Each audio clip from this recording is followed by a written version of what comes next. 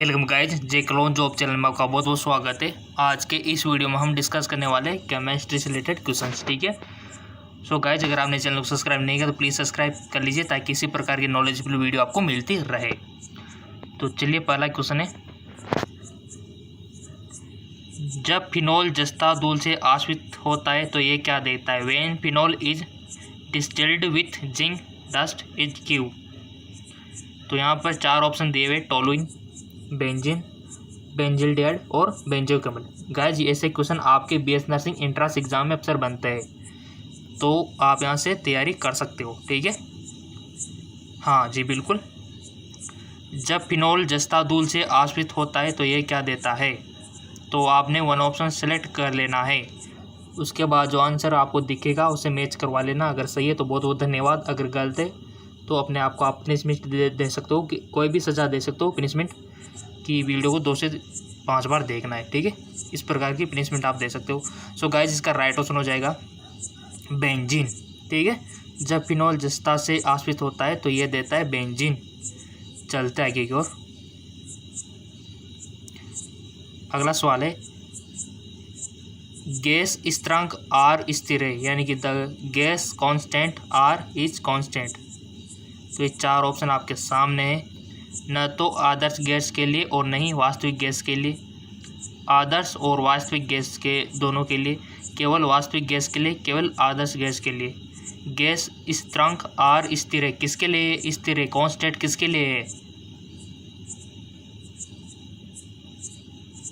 टिक लगा दिया होगा आपने। तो इसका राइट ऑप्शन हो जाएगा गाइज आपका केवल आदर्श गैस के लिए ही ये गैस स्थिरांक आर है। ठीक है, और गाइज अगर आपने फिजिक्स का भी मैं करवा चुका हूँ, नीचे डिस्क्रिप्शन लिंक दे दूंगा भौतिक विज्ञान का, उसको भी जाके देख लेना, हम करवा चुके। इसमें हम रसायन विज्ञान का देख रहे। ठीक है,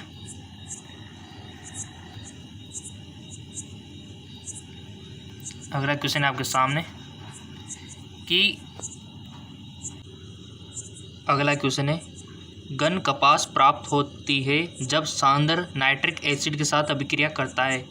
gun cotton is obtained when जब constant nitric acid react with glycerine, cellulose, starch, glycogen. किसके साथ रिएक्ट करेगा नाइट्रिक एसिड, तब जाके बनेगा। तो इसका राइट ऑप्शन हो जाएगा, टिक लगा लिया होगा आपने, तो इसका राइट ऑप्शन हो जाएगा सेलुलोज। ठीक है, सेलुलोज इसका करेक्ट ऑप्शन हो जाएगा। चलते आगे की ओर, बहुत अच्छा क्वेश्चन है। ग्रेफाइट है,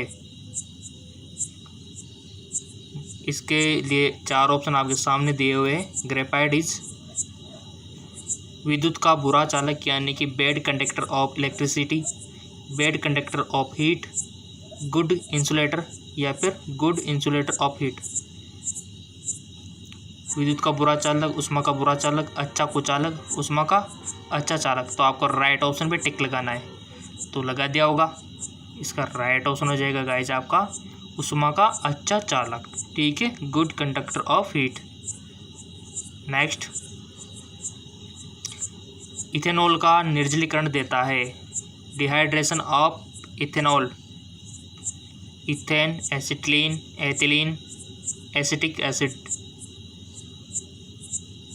सो गाइज इसका करेक्ट ऑप्शन हो जाएगा आपका एथिलीन।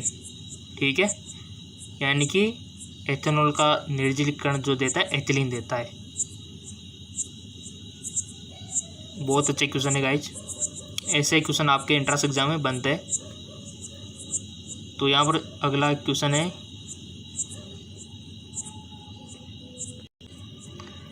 कथन एक कक्षक में केवल 2 इलेक्ट्रॉन हो सकते हैं के रूप में जाना जाता है। The statement orbital can obtain only 2 electron is close. Pauli का सिद्धांत, हुंड का नियम, डिराक का नियम सिद्धांत, या फिर हाइजेनबर्ग का सिद्धांत। ये सिद्धांत सारे याद रखने, क्वेश्चन बन सकता है। ठीक है ना, सिद्धांत तो आने ही चाहिए ना आपको, है कि नहीं।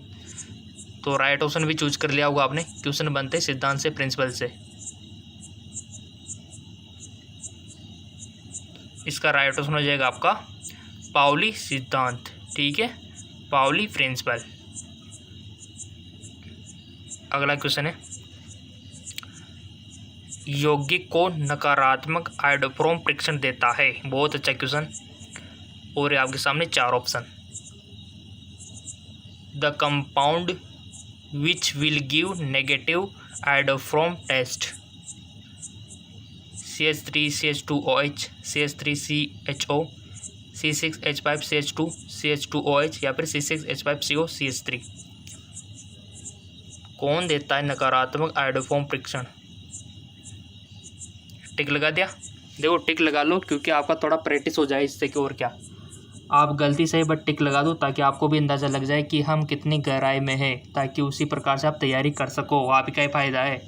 लगा दिया टिक? तो चेक, क्योंकि आंसर तो मैं बता रहा हूँ, आप टिक लगाओ या ना लगाओ, आंसर तो मैं बता ही हूँ, बट आपकी प्रैक्टिस हो जाए तो बेस्ट है। तो लगा दिया? तो इसका राइट ऑप्शन हो जाएगा C6H5CH3CH2OH। ठीक है, ये इसका राइट ऑप्शन हो जाएगा C6H5CH2OH, यानी कि ये यौगिक नकारात्मक आयोडोफॉर्म परीक्षण देता है। अगला है आपका, कितने अच्छे क्वेश्चन है गाइज। अगला है, यह जांचने का सबसे अच्छा तरीका है कि स्पष्ट द्रव पानी होगा या नहीं।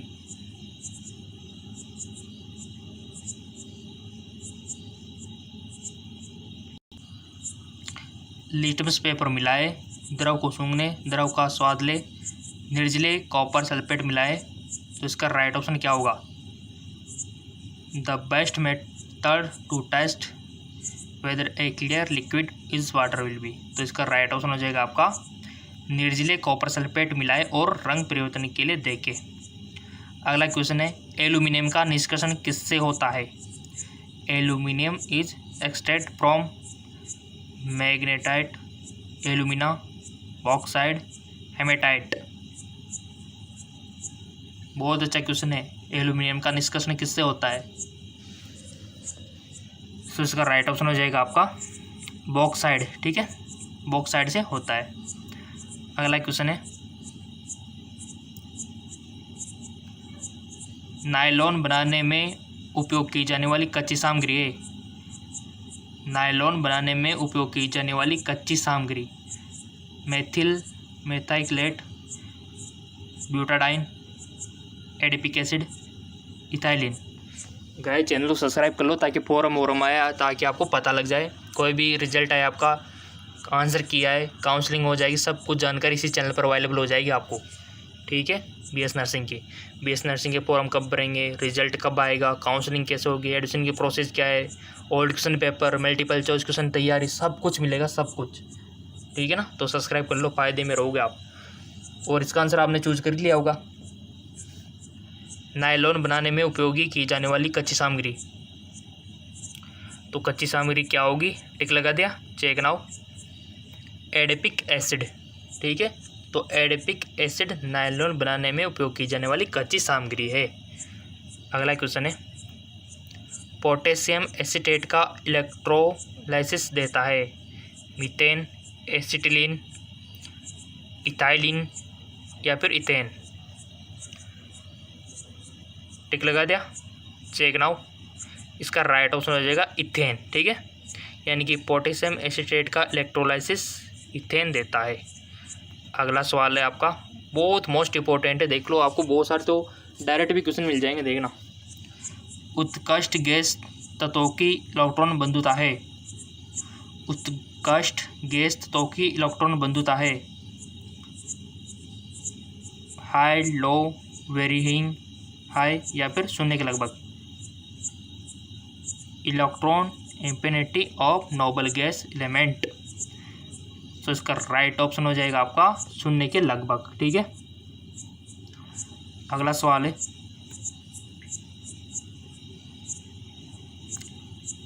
आपको बताना है सूत्र Cl3CCH वाले यौगिक का IUPAC नाम आपको बताना है, और IUPAC नाम तो IUPAC नाम तो सारे याद रखने हैं आपको। ठीक है, क्वेश्चन कहीं से बन सकता है, IUPAC नाम आपको याद रखने हैं। तो इसका क्या होगा? Cl3CCHO का IUPAC नाम। तो इसका राइट ऑप्शन हो जाएगा आपका 2,2,2 ट्राइक्लोरोइथेनॉल। ठीक है, इसका आईपीसी नाम हो जाएगा। अगला सवाल है आपका, रेडियम द्वारा कौन सी किरणों को उत्सर्जित नहीं किया जाता, यानी कि कौन सी किरणें उत्सर्जित की जाती है आपको पता होगा तो आप इजीली इसको सही कर दोगे। Which rays are not emitted by radium. तो ऑप्शन ए आपके सामने X, alpha, beta, gamma, X, ठीक है। तो इसका राइट ऑप्शन आपने चूज कर लिया होगा, तो इसका राइट ऑप्शन हो जाएगा आपका एक्स किरणें। यानी कि गाइस ये जो रेडियम है ना, इससे अल्फ़ा भी होती है, गामा भी होती है, और अल्फ़ा भी होता है, बीटा भी होता है और गामा भी होती है, ठीक है। ये तीनों तो रेडियम से उत्सर्जित होती है, बट एक्स किरणें नहीं होती है, ठीक है। तो हमारा राइट ऑप्शन क्या हो गया, एक्स किरणें। क्वेश्चन पे थोड़ा ध्यान दिया करो कि क्या पूछा है, बहुत सारे एक्साइटेड होके गलत कर देते हैं, बट आपको ये नहीं करना है, ठीक है। और सबसे बेस्ट चैनल है गाइस, सारी जानकारी इसी चैनल पर मिल जाएगी आपको। चलते आगे को,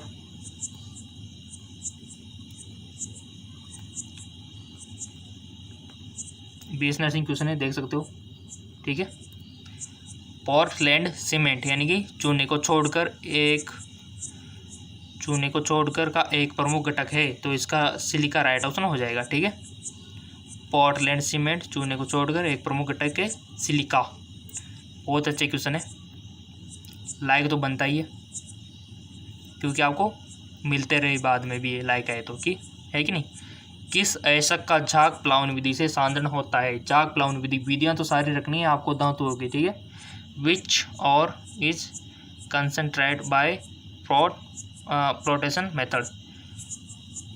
क्रोलिस्ट अयस्क, हेमाटाइट अयस्क, सल्फाइड अयस्क, बॉक्साइड अयस्क। सो इसका राइट ऑप्शन हो जाएगा, टिक लगा लो आप गाइस, गलती से ही बट टिक लगा लो, आपकी प्रैक्टिस अच्छी होगी। लगा दिया, तो इसका राइट ऑप्शन हो जाएगा सल्फाइड अयस्क, ठीक है। ताकि वीडियो खत्म होते आप एनालिसिस कर सको कि कितने हमने गलत किए और कितने सही थे, ठीक है। इसलिए टिक लगाना जरूरी है पहले। सल्फाइड अयस्क, किस अयस्क का झाग प्लावन विधि से सांद्रण किया जाता है, सल्फाइड अयस्क का। अगला है आपका, निम्नलिखित गैसों में से कौन सी एक परमाणु अवस्था में मौजूद होता है, nitrogen, helium, carbon dioxide, oxygen. Which of the flowing gas exist in the monoatomic state. तो इसका राइट ऑप्शन आपको बताना है। एक परमाणु अवस्था में मौजूद है nitrogen, helium, carbon dioxide, oxygen, तो इसका राइट ऑप्शन हो जाएगा आपका हीलियम, ठीक है, जो कि एक परमाणु अवस्था में मौजूद है। अगला सवाल है, कितने इजी क्वेश्चन है गाइस, अगर पढ़ोगे तो सब इजी है, ठीक है।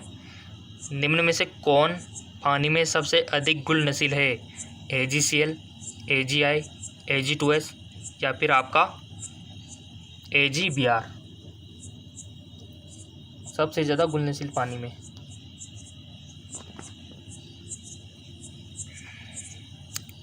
सो गाइस इसका राइट ऑप्शन हो जाएगा आपका AgCl, ठीक है। चलते आगे, निम्नलिखित में से किन अणुओं में रैखिक संरचना होती है। संरचना तो सबकी याद रखनी है, क्वेश्चन बनता है 100% क्वेश्चन बनता है, लिख लो संरचना से। यौगिकों की संरचना तो आपको आनी चाहिए 100%, ठीक है। जैसे कि अमोनिया की हो गई, आपके Cl3 हो गया, पिरामिडल शेप होता है किसी की डबलाकार होती है, बहुत सारी आकृतियाँ होती है हमारे केमिस्ट्री में, तो सारी आपको पता होनी चाहिए। और मैंने वीडियो भी बना दिया है, आपको बिल्कुल भी टेंशन नहीं लेनी है। लिंक मैं डिस्क्रिप्शन में दे दूंगा ताकि आप आकृतियाँ पढ़ सको, ठीक है। डिस्क्रिप्शन में लिंक दे दिया है, मानो आप तो। विच of the flowing molecule has a liner structure, H2O, CH4, NH3 और CO2। तो इसका राइट ऑप्शन हो जाएगा गाइस आपका CO2, यानी कि CO2 की जो संरचना है ना वो रैखिक होती है, ठीक है। बिल्कुल भी हार्ड नहीं है, वीडियो मैंने बना दिया है, जाके देख सकते हो।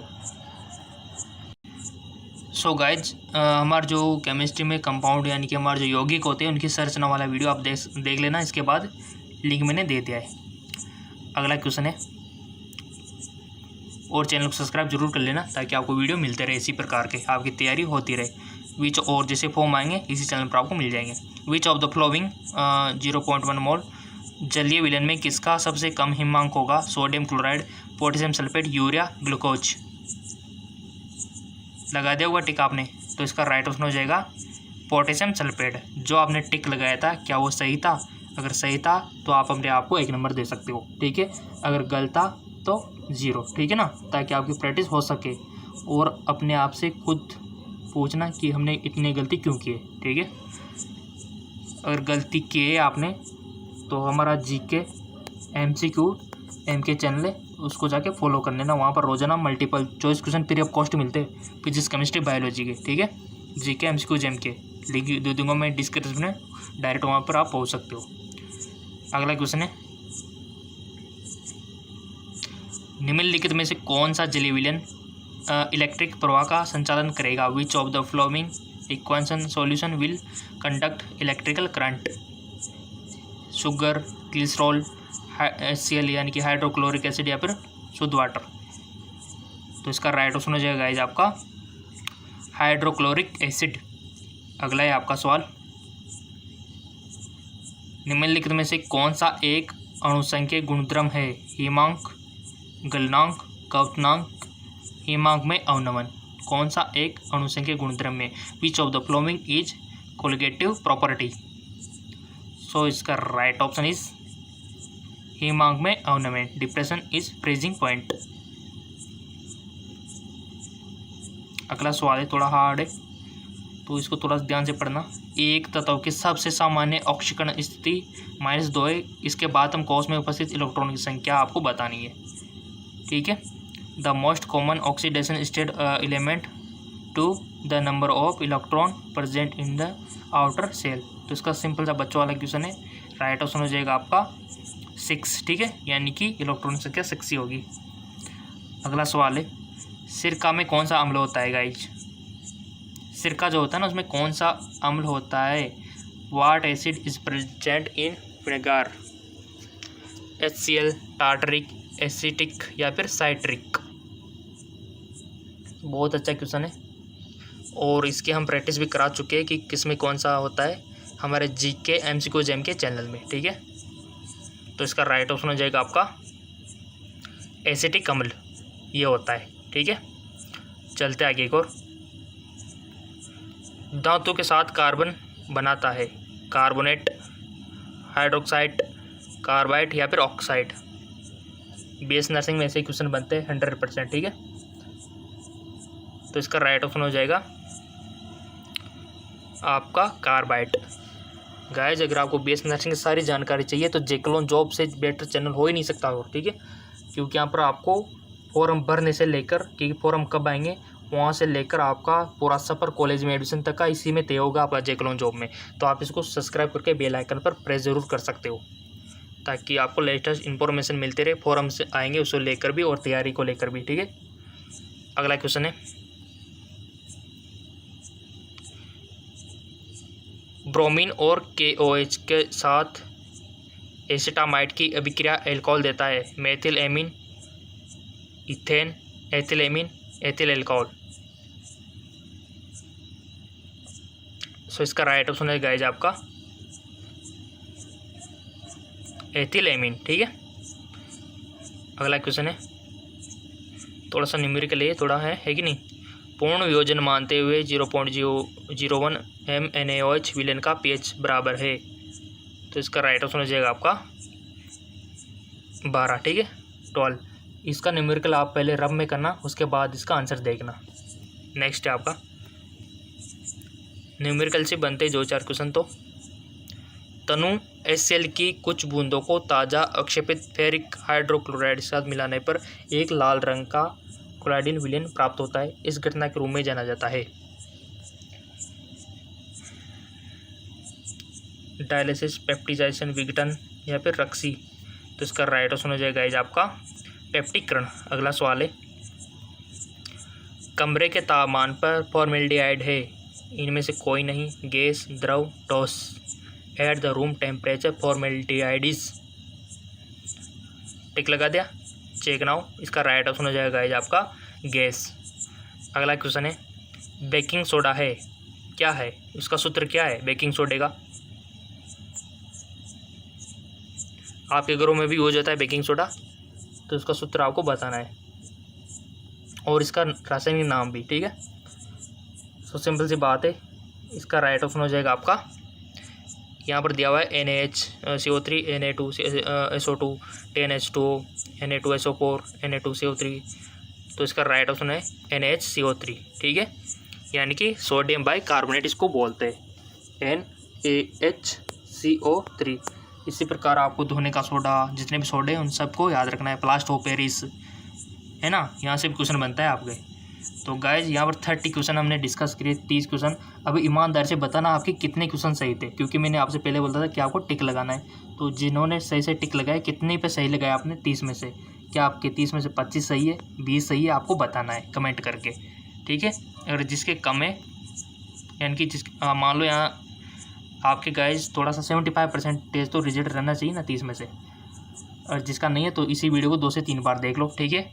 और रोज़ाना मल्टीपल चॉइस क्वेश्चन पाने के लिए GK MCQ MK चैनल, ठीक है, उसको जाके फॉलो कर सकते हो, लिंक नीचे डिस्क्रिप्शन में मैंने दे दिया है, ठीक है। इस चैनल पर जैसे आपके फॉर्म आएंगे वो उसकी जानकारी अवेलेबल हो जाएगी, जैसे आपका रिजल्ट आएगा, काउंसलिंग, सारी स्टेप्स इसी चैनल पर आपको मिलेगी, ठीक है, BS नर्सिंग से रिलेटेड सारी जानकारी। तो इसको सब्सक्राइब करके बेल आइकन पर प्रेस कर लीजिए। और अगर आप तैयारी और ज़्यादा करना चाहते हैं तो नीचे डिस्क्रिप्शन लिंक दिया हुआ है, उस चैनल को जाके फॉलो कर लीजिए। ओके, धन्यवाद।